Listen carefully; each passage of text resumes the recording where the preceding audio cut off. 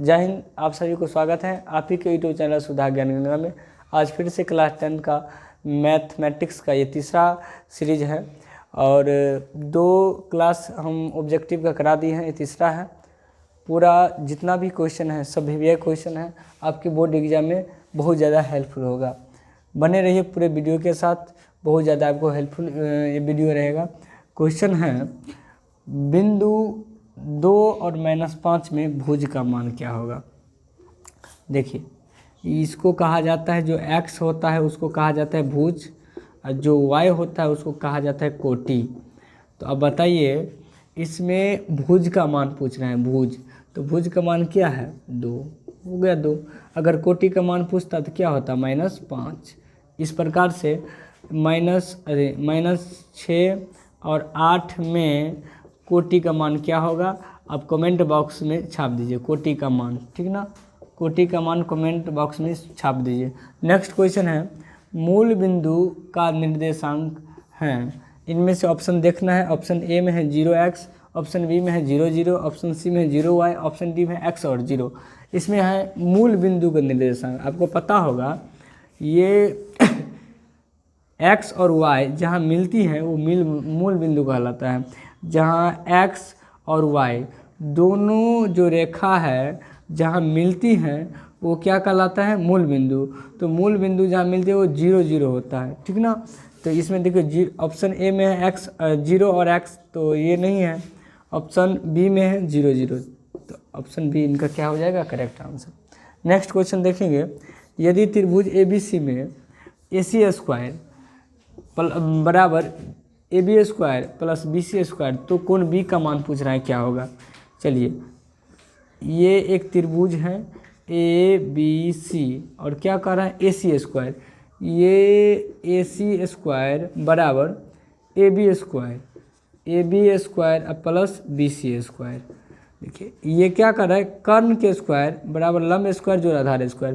तो कर्ण स्क्वायर बराबर लंब स्क्वायर जो आधार स्क्वायर किस में होता है, तो समकोण त्रिभुज होता है। तो समकोण त्रिभुज का मान कितना होता है, यहाँ 90 डिग्री। कोण बी का मान कितना हो जाएगा, 90 डिग्री। ये आपका करेक्ट हो जाएगा, क्योंकि कर्ण स्क्वायर बराबर लंब स्क्वायर जो आधार स्क्वायर में जितना भी है ये सब पाइथागोरस त्रिक के हिसाब से है। तो उसमें कोण बी का मान क्या होगा, 90 डिग्री। ये 90 डिग्री यानी समकोण त्रिभुज में AC² बराबर AB² जो BC² होगा।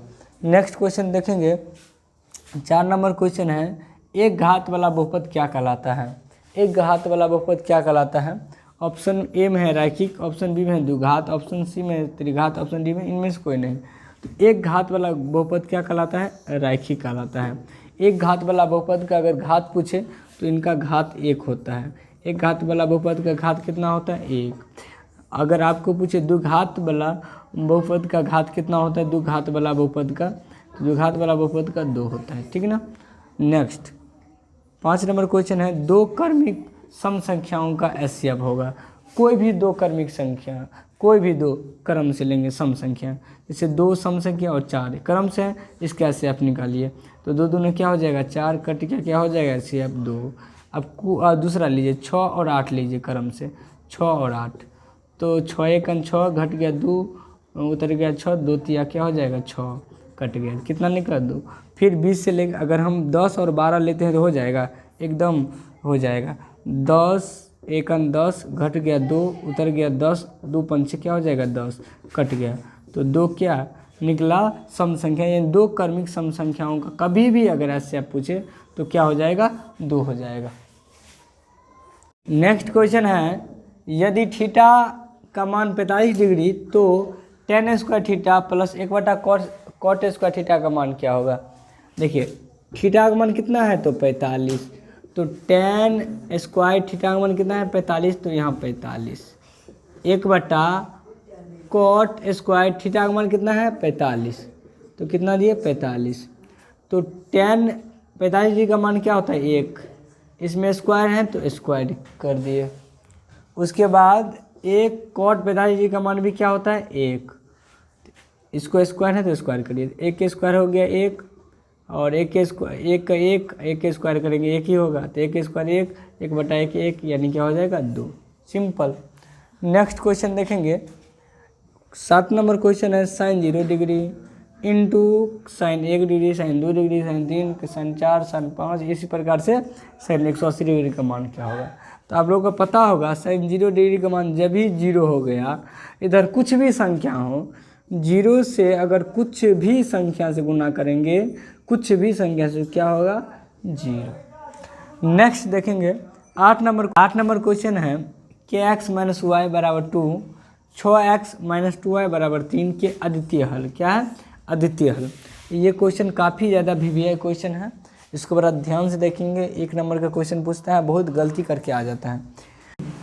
8 नंबर क्वेश्चन है के एक्स माइनस वाई बराबर 2, 6x माइनस 2y बराबर 3 के अद्वितीय हल।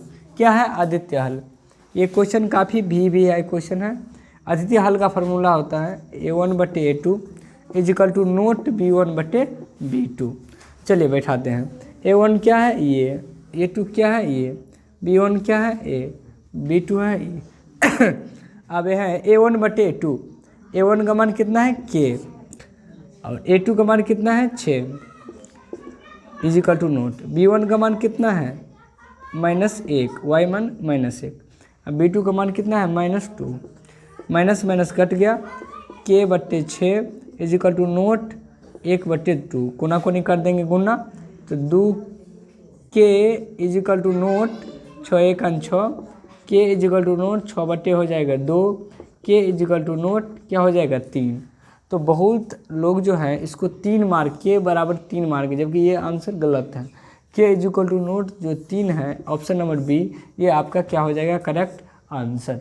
नेक्स्ट क्वेश्चन देखेंगे, ये एपी का क्वेश्चन है। 0.6 a का मान पहला पद है और दूसरा पद है 1.7, तीसरा पद है 2.8 और चौथा पद है 3.9 का सार्वंतर यानी डी पूछ रहा है। तो डी निकालने का फॉर्मूला क्या है, दूसरे पद में से पहला पद घटा देंगे। दूसरा पद क्या है 1.7 और पहला पद क्या है 0.6, तो 1.7 में 0.6 घटा देंगे तो क्या हो जाएगा 1.1।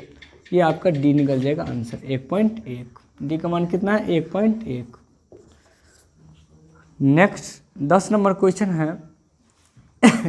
एपी है 5, 7, 9 का सार्वंतर पद 29 है, यानी कौन सा पद 29 है, यानी कौन सा पद, यानी n का मान पूछ रहा है इसमें, n का मान। तो ए एन का फार्मूला होता है a + n-1 into D. A N बराबर दिया है कितना 29, ए का मान भी दिया है कितना है, ए का मान 5, एन का मान पूछ रहा है, यानी कौन सा पद, यानी एन का मान पूछ रहा है, तो एन का जगह एन नहीं देंगे।